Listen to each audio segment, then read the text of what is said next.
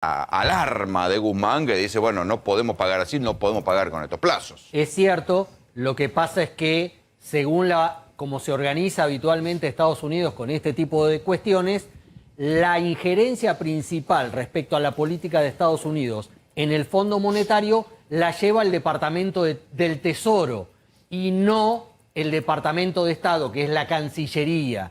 Sí, lo que está pidiendo que sea Biden el que laude. Exactamente, pero Biden le va a preguntar a Janet Yellen, la secretaria de Estado del Tesoro, y en ese caso es donde va a haber que batallar para insistir con la postura de que la Argentina sea ayudada políticamente por Estados Unidos para tener un acuerdo con el fondo, y de eso también habló Santiago Cafiero hace un ratito con Nancy Pelosi, demócrata ella, presidenta de la Cámara de Representantes, que también tiene una estrecha relación con Biden, con el presidente norteamericano, para también insistirle sobre la necesidad de que nos den una manito para arreglar con el Fondo Monetario. El panorama de la deuda es lo que está hackeando la agenda política hoy en la Argentina. Diego Giacomini es economista, está aquí con nosotros.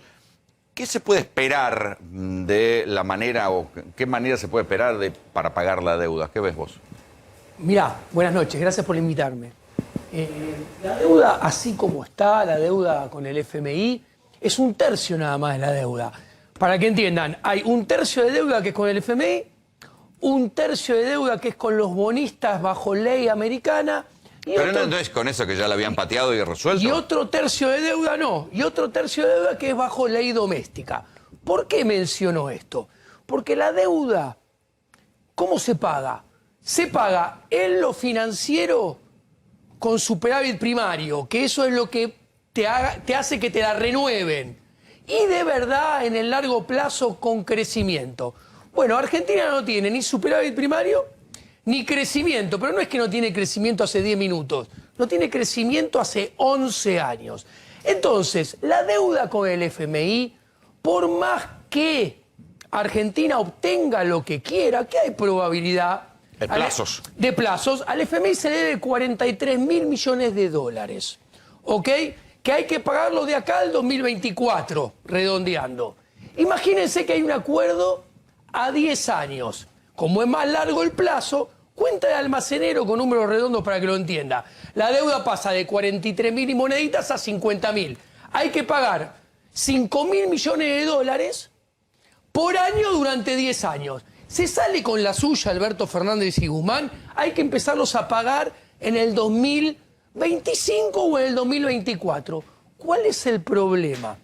Los vencimientos de deuda con los bonistas bajo ley Nueva York empiezan a tener que ser pagados en el 2024, 2025, y los vencimientos, el 80% hay que pagarlo a lo largo de los 10 años que hay que pagarle al FMI. Te la hago corta. Desde el 2025 al 2034 Argentina va a tener que pagar al FMI y a los bonistas ley Nueva York entre 9.000 y 13.000 millones de dólares todos los años. Hoy en día no podemos pagar 1.000, 1.500. ¿Qué quiero decir? Y falta el otro tercio, que si lo computás también, ahí los pagos de los próximos 3 presidentes, todos los años y cada uno de los años, durante 12 años, van a estar contando las 3 partes de la deuda, según el tipo de cambio, entre 15.000 y 16.000 millones de dólares. O sea que vos decís que en números redondos hay que, en los próximos 10 años, cualquiera sea el presidente que esté, va a tener que pagar 15.000 millones de dólares por año de las 3 deudas. De las 3 deudas. Ahora bien, ¿y con qué? Vayamos. 1. Argentina redondeando, sacando la plata que regaló el FMI este año, los derechos especiales de giro, que fue un punto del PBI redondeando. Argentina, si yo limpio eso, tiene un déficit primario de 4 puntos del PBI, menos 4. Para que la deuda sea refinanciada y pueda ser pagada, necesita un superávit de 3. O sea, te lo contesto. 7 puntos de 7 puntos de ajuste. Ahora bien, Eso es bajar el gasto 7 puntos. Pero ese ajuste es recesivo. ¿Por qué? Porque yo no estoy desahogando a la producción, no estoy desahogando a la pyme, a la micropyme, a la mediana y a la gran empresa, que es la que produce, genera puestos de trabajo. Y la estoy manteniendo con la misma presión tributaria que hay hoy en día. Entonces va a seguir sin crecer y la deuda va a eclosionar igual. Entonces yo necesitaría, por ejemplo, bajarle la regulación en la presión tributaria 5 puntos adicionales, lo cual, cuenta de almacenero, el ajuste era 7, más otros 5 porque bajo impuestos, 12 puntos porcentuales. Vos me vas a decir, Diego, eso es una locura, es imposible de hacer. Yo te contesto, sí, tenés razón. Y lo pongo en contexto. Sí, yo ahí frenaría la cuenta en la biblioteca, porque algunos van a decir, bueno, tu biblioteca dice que hay que bajar los impuestos para que se reactive la producción, ponele que otro diga lo diferente. Lo que nadie puede discutir es que hace falta una cantidad de plata que no está. Bueno. Lo digo, antes de entrar en la discusión de la biblioteca sobre cómo se reactiva, hay una parte de plata que no está. Voy a la otra parte de la biblioteca. Listo. ¿Cómo conseguís esos 12 puntos? Bueno, subo alícuotas, creo más impuestos, aumento la presión tributaria, agrando la base imponible, que es la otra parte de la biblioteca. Yo te contesto, es lo que se viene haciendo desde el 2003. Año tras año, que los que paguen, paguen más y los que no paguen empiecen a pagar. Bueno, ¿cuál fue el resultado de eso? El resultado de eso es que Argentina hace 11 años que derrapa, destruye riqueza, destruye capital, Bueno, el gobierno destruye te podría puestos de decir, trabajo. recuperamos lo que habíamos perdido en la pandemia. Exacto. A ver, 10 contra el 10. yo te contesto ahora, ¿de qué manera lo hiciste? De una manera no sustentable. Por eso yo creo que acá viene, en el 2022 y 2023, tomado punta a punta, va a haber más inflación y más devaluación que la que hubo en el 2020-2021. Todos los fundamentos económicos te lo indican. Bueno, la inflación se ve venir. Exacto. Porque Y la no devaluación. hay una medida para frenarla. Y la devaluación también. Y cuando eso acontezca, que va a acontecer en algún momento, ¿qué va a pasar? El salario va a perder más terreno de lo que viene perdiendo, va a volver a caer el nivel de actividad. Y Pero vas a volver... explícame Sí. cómo, si todos decían que iba a haber una estanflación, hubo inflación con reactivación. Bueno, ahí está, no hubo reactivación, hubo lo que se llama técnicamente rebote del gato muerto. De hecho, cuando vos mirás, la economía cayó menos 10, Está bien, pero en algún momento Se ahora recupera. eso se va a recuperar. Después, se recupera más 8, pero cuando vos mirás el PBI per cápita, estás hoy más bajo que en el 2019, más bajo que en el 2018, más bajo que en el 2017, o sea, no recuperaste nada. Ahora, ¿cómo lo lograste eso? Lo lograste como igual que los rebotes del gato muerto, que lograste en el 2017, en el 2015, en el 2013, en el 2011, que después te obligó a poner el cepo. ¿Cómo es? Muy sencillo, dándole a la maquinita, aumentando el gasto público y el déficit y el dólar manteniéndolo artificialmente. Está bien, pero Macri no le dio a la maquinita, se jactaba de que No. había terminado la emisión y tuvo una En el inflación igual o 2016, mayor y una recesión. No, error. Eso es el segundo Macri y hasta por ahí. El primer Macri que logra rebotar en el 2017 y toca el techo máximo de nivel de actividad, no de PBI per cápita, ese Macri emitió, aumentó el gasto público y lo financió. El aumento del Con gasto deuda. público del déficit lo financió una parte con deuda y una parte con emisión monetaria. No te olvides que Federico Sturzenegger Pero después cerraron todo y... después siguió emitiendo, pero lo sacaba con Levax primero y Lelix después. Y la emisión cero de la que se jactaba. Fue siempre mentira. Emitía y lo sacaba, que no es lo mismo que no emitir. Y lo estamos pagando hoy en día. Entonces, lo que yo quiero decir vos, volviendo a la otra, vos tenés que bajar el gasto público, 12 puntos. Yo te digo, y es practicable, y realmente, te digo, es muy difícil. ¿Por qué? Te pongo un numerito para que lo veas. Pero, a ver, si Guzmán está diciendo, está dejando hacer trascender que no pueden ajustar un punto del PBI, Sí. ¿cómo es la cuenta? Es 12 que puntos de gasto público. Por eso Argentina va a estar peor. Argentina en el 2022-2023 va a estar peor que lo que estuvo o lo que viene estando en los últimos años. Y la gente se sorprende. Y le digo, ¿por qué se sorprende? ¿Por qué me miran así? Si yo les estoy diciendo que va a seguir pasando lo que viene pasando hace 11 años. Y es lógico, porque ¿qué se hace? Se hace exactamente lo mismo hace 11 años. No, bueno, no, es difícil explicar que es lo mismo Kicillof que Prat-Gay o que Cristina que Macri. Mirá, es difícil explicarlo. Mirá, es bastante sencillo explicarlo desde mi punto de vista. Las diferencias son cosméticas. ¿Qué quiero decir? Vos podés financiar el aumento del gasto público y el aumento del tamaño del Estado por sobre el ahogamiento del sector privado de 3 maneras. Con impuestos, con impuesto inflacionario o con deuda. El mix de qué gobernante elige qué porcentaje de impuesto, de aumento de impuestos, qué porcentaje de aumento de inflación, qué porcentaje de aumento de deuda, en el extremo es cotillón. Lo importante... No es cotillón, porque en el medio está la gobernabilidad, está la gente, está el conflicto social. Ahí va. Me está dando la razón ahí, Rolando. Lo importante es que en el tamaño de la economía siempre va creciendo el Estado a expensa del sector privado. Y esto es lo importante, porque el que produce bienes y servicios que son los que permiten satisfacer necesidades de los individuos y a los individuos vivir y tener calidad de vida es el sector privado. El que da empleo genuino es el sector privado. Entonces, que vos lo ahogues con muchos impuestos, con mucho impuesto inflacionario o con mucha deuda, pero no que sé es tasa de interés... pero nadie diría que se está ahogando si han recuperado al 10. A ver...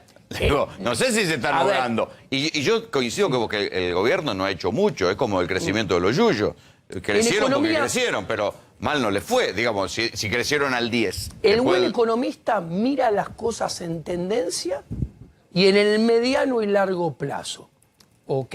Vos tenés pero buena parte de los economistas consultados por el propio Banco Central no vieron venir el rebote al 10. Todos decían, bueno, crecerá al 5, al 4, al 3, al 2, ninguno dijo, bueno, va a rebotar al 10. Entonces ahí también hubo una cuestión de expectativa que no vieron. Algo pasó para que creciera así. Yo te contesto muy rápido, vos me conocés hace muchos años. Hay un diario de color naranjita económico que yo hace 2017 escribí una nota que se llama REM, cuando los economistas son parte del problema. Y si vos mirás esos economistas, desde toda la vida, lo único que hacen es pifiarle en su formación de expectativas en las variables. ¿Y cuál es el problema? Está muy explicado, lo googlean, la encuentra en 2017. REM, cuando los economistas son parte del problema. Los políticos y los economistas que están tomados en la función pública como empleados de los políticos, toman esas erróneas expectativas y en base a ellos hacen las malas políticas económicas y por eso tenemos los resultados que tenemos. Ahora bien, el rebote es un rebote que alcanza a casi compensar la caída del 2020, que es lógico, porque es un rebote que es estadístico. Vos cuando comparás contra numeritos que son 0, el crecimiento es infinito, esto es matemática. Sí, está bien, pero el gobierno te dice, hay industrias que están por arriba del 2019. Bueno, pero yo te contesto, esas industrias se han quedado sin capital. Han destruido capital y están operando en pleno empleo y no piensa invertir ninguno. Y cualquier ajuste que haya va a ser vía precios y más inflación porque no van a producir más. Y como van a seguir inflando la demanda agregada vía déficit, vía gasto público, vía emisión, no tengas duda, hay un gran desequilibrio monetario. Vos cuando mirás la inflación en Argentina, desde el 2003 a la fecha, la tendencia es sistemática y sostenidamente creciente. En 2003 la inflación promedio mensual era 0,3, 2004 0,5, 2005 0,7. La anual pasabas de 3,7, 6,1, 12,3. La Baña cuadriplicó la inflación en 2 años. Pasó de 3,7 a 12,3 y se fue. ¿Ok? Dejando un gran problemón. Después pasó a 20, después 25, después 30. ¿Cuándo se agacha? Porque hay un año que se agacha, como pasó en el 2020, como pasó en el 2015, como pasó en el 2013, se agacha para tomar más impulso y saltar más de lo que se había agachado previamente, que eso fue en el 2014, en el 2016, en el 2018. Ahora bien, si vos te fijas, la tendencia es creciente. Este año ya es mayor que lo que había sido en el 2020. O sea, vos tenés un 51 redondeando este año de inflación, mayor que del año pasado, pero lo que cayó en el 2020, el rebote del 2021 en inflación no lo compensó. O sea, no lo pasó el nivel. Y si vos mirás, te cuento, en el segundo semestre del 2021, el que acaba de terminar, se emitió más del doble de lo que se había emitido en el segundo semestre de la pandemia del 2020.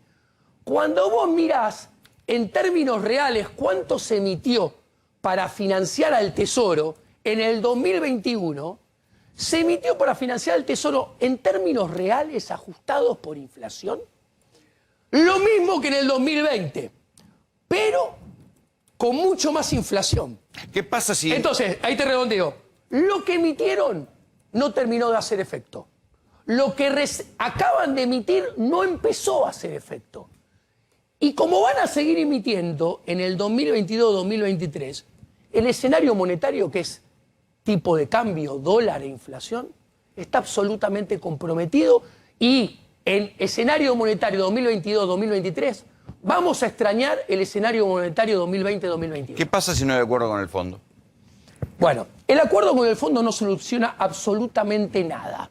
Si hay acuerdo con el fondo, para la pyme, para la micropyme, para el cuentapropista, para el emprendedor, para el asalariado, va a significar lo mismo que significó la fabulosa reestructuración de deuda de Guzmán del 2020 con 99,9 de aceptación. O sea, No cambia la al vida privado le cotidiana. tenés que mandar una carta documento para avisarle que fue exitosa la reestructuración, porque él no lo sintió en su microeconomía y en sus finanzas personales o de la empresa. Ahora, Si no hay acuerdo. si no hay acuerdo, va a ser muy negativo, porque va a subir mucho el dólar de mercado, va a subir mucho la brecha, va a aumentar todavía más la presión que ya hay para que cambie la política cambiaria oficial, que yo creo que va a tener que ser cambiada. Traduzco, el dólar oficial va a tener que subir mucho más de lo que viene subiendo. ¿Está discutiéndose esto, Walter? Está discutiéndose, está aumentando de hecho el ritmo de crawling, el ritmo de devaluación de la moneda. El dólar oficial de hecho está a ritmo de casi de inflación, de devaluación en estos últimos días. Como era en el 2020. Y como sí, el año pasado estuvo mucho más retrasado y ahora empezó a acelerarse. Bueno, hoy tuvimos récord de dólar paralelo también, con lo cual todo Sí. el mercado ha empujado para arriba, ¿no? Claro, Lo pero que eso tiene que ver pasa- con la incertidumbre lo- también con el fondo. Exactamente. eso Obvio. funciona. Lo que pasa es que acelerar el crawling preg es, traduzco, devaluar más rápido, o sea, que el dólar en lugar de pasar de 105 a 105,20 pase de 105 a 106 un día, ¿no? Eso es inconsistente. ¿Por qué? Porque eso a su vez alimenta las expectativas de devaluación y las expectativas de Bueno, inflación. O sea, ¿eso no era como la tablita de Martínez de O que terminó siendo previsible? no es igual, pero tiene algún ingrediente De con previsibilidad. algún parentesco. No es que Sí. Se dice que los bancos centrales son como la banca y tienen que poder jugar. A ver, el tipo de cambio se mueve de lo que los economistas llamamos en forma discreta. Es imposible querer mover un precio a mi voluntad. El tipo de cambio se se mueve en forma discreta, o sea, pega saltos. ¿Ok?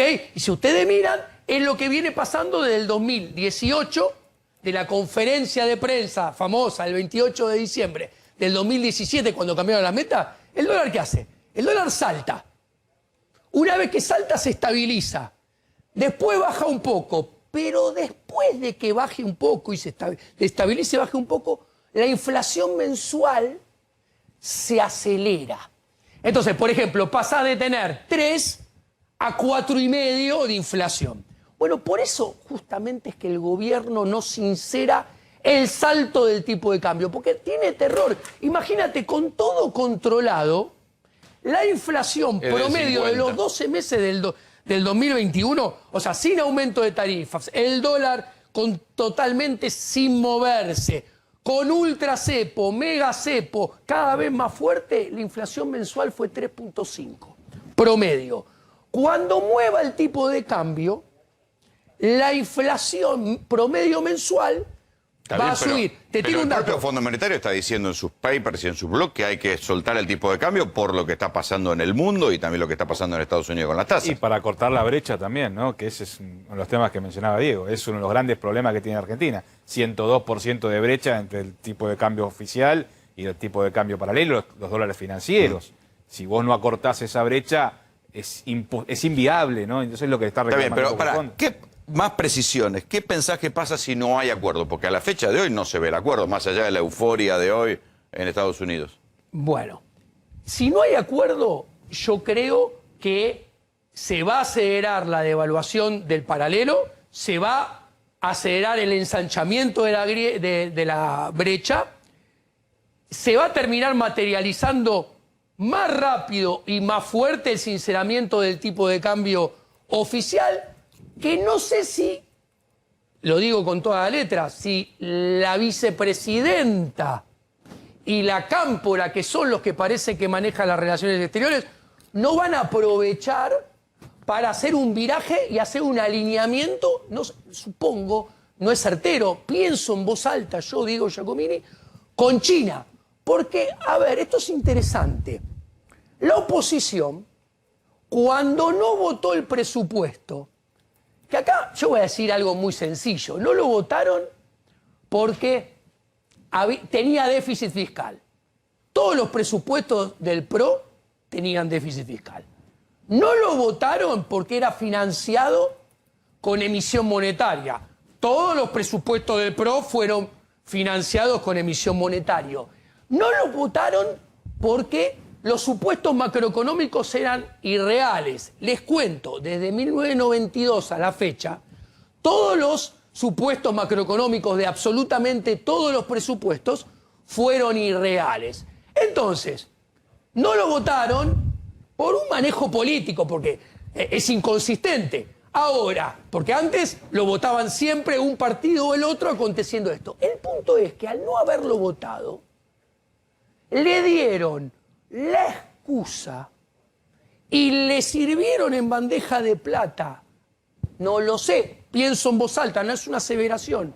Tal vez a Cristina y a la Cámpora le dieron excusa y le sirvieron el postre en bandeja de plata para que le echen la culpa de que no haya habido acuerdo con el FMI a la oposición.